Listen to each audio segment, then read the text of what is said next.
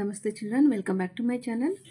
ಇವತ್ತು ನಾವು 7th standard physical ಎಜುಕೇಷನಲ್ಲಿ ಆಬ್ಜೆಕ್ಟಿವ್ಸ್ ಆಫ್ ಫಿಸಿಕಲ್ ಎಜುಕೇಷನ್ ಈ ಒಂದು ಚಾಪ್ಟರ್ಗೆ ಸಂಬಂಧಪಟ್ಟಂತಹ ಎಲ್ಲ ಎಕ್ಸಸೈಸ್ ಕ್ವೆಶ್ಚನ್ ಆ್ಯಂಡ್ ಆನ್ಸರ್ಸ್ನ ಈಗ ನೋಡ್ತಾ ಹೋಗೋಣ ಮಕ್ಕಳ. ನೋಡಿ, first heading answer the following questions in 3 or 4 sentences each. Okay. Question number 1. Explain the benefits of physical exercise. Answer nodi. Benefits of physical exercise.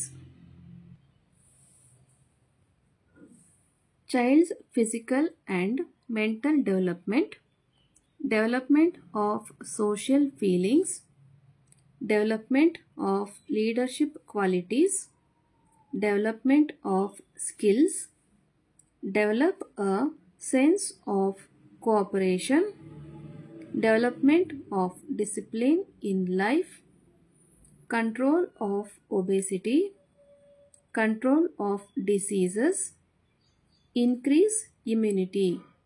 These are the benefits of physical exercise. Okay, question number 2. What are the objectives of yoga in physical education? Answer is objectives of yoga in physical education: increase concentration, mental status, increase moral, good health. These are the objectives of yoga. Next, question number 3. Why are discipline, self-control and cooperation needed in life? Answer is discipline, self-control and cooperation needed in life because developing a sense of duty, cultivating social feeling, cultivate sportsmanship, teaching cooperative living in society, we can live peacefully in society with cooperation, building national spirit. Next, second heading nodi makla, match the following. First one is physical exercise. Answer is body becomes strong. Physical exercise, body becomes strong. Yoga.